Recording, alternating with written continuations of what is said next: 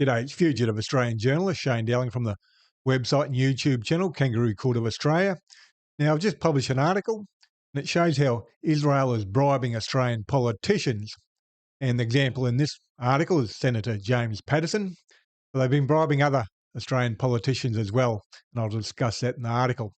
And I'll read the article out to you, and it's titled Israel Bribes Liberal Senator James Patterson with Free Legal Services from Arnold Bloch Liebler and Angus Taylor's Israel trip.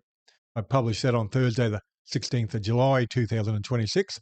It starts off, Liberal Party Senator James Patterson is the latest politician to take a bribe from Israel via free legal services from Israeli-aligned law firm Arnold Bloch Liebler, who have offices in Melbourne and Sydney.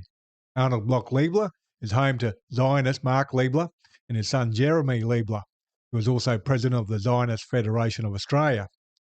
Current Coalition and Liberal Party leader Angus Taylor also went for an expenses-paid trip to Israel in October 2025, which is also worth looking at. But firstly, let's deal with Senator James Patterson and his Arnold Bloch Liebler freebies. I published an article in February 2025 titled, Lawyers Mark Liebler and Jeremy Liebler go after Palestine supporters on social media, which gives some background on how the Lieblers operate, which to put simply is very grubby. Arnold Bloch Liebler's long history of bribing federal politicians with pro bono work. Legal fees can range from thousands of dollars to millions of dollars, and law firms are not charities. If a law firm is doing pro bono work, free work, for numerous politicians, they are bribing them, expecting something in return, and that is how Arnold Bloch Liebler has conducted business for years. Published an article in February 2025 titled, Peter Dutton, Bill Shorten and Tony Abbott received free legal services from law firm Arnold Bloch Liebler. Why? With some of the details being, former Prime Minister Tony Abbott received free legal advice for a defamation case brought by John Setka. Former Labor Party leader Bill Shorten received free legal advice for the Trade Union Royal Commission from 2014 until 2016, maybe longer. Arnold Bloch Liebler also represented Bill Shorten when he faced rape allegations in 2014. Former Liberal Party leader Peter Dutton was receiving free legal advice from law firm Arnold Bloch Liebler leading up until the May 2025 federal election, but Dutton wouldn't say why. Dutton lost his seat in May 2025, but what happened after that is unknown. Some of the other federal politicians who have received free legal advice from Arnold Bloch Liebler are former Federal Treasurer Josh Frydenberg and former Liberal Party MPs Arthur Sinodinos and Jason Falinski. Now, if you click on the links in the article, you'll see all the information behind those MPs getting free legal advice. My article goes on to say, you'll never guess, but all the politicians above who have received free legal advice, bribes and brackets from Arnold Bloch Liebler also happen to be big supporters of Israel. Senator James Patterson on the take. A few weeks ago, it came to my attention that James Patterson was now on the take from Arnold Bloch Liebler as well. On screen now is a screenshot of Senator James Patterson's Register of Senators Interest page. And it says on there, alterations, addition, ongoing legal assistance, courtesy of Arnold Bloch Liebler, 15th of September 2025. But it doesn't say what it's for. And I go on to say in the article, what the ongoing legal assistance is for is unknown, but it should be. Politicians should be banned from receiving blatant bribes such as pro bono legal work from dodgy lawyers. James Patterson is only 38 years old and a potential future leader of the Liberal Party, which fits well with Arnold Bloch Liebler, previously bribing political leaders. Angus Taylor went to Israel in October 2025, paid for by the Australia, Israel and Jewish Affairs Council, as per the screenshot on screen now from Angus Taylor's Register of Members Interest page, which says 12, travel or hospitality. Delegation to Israel as a guest of the Australia-Israel Jewish Affairs Council in October 2025.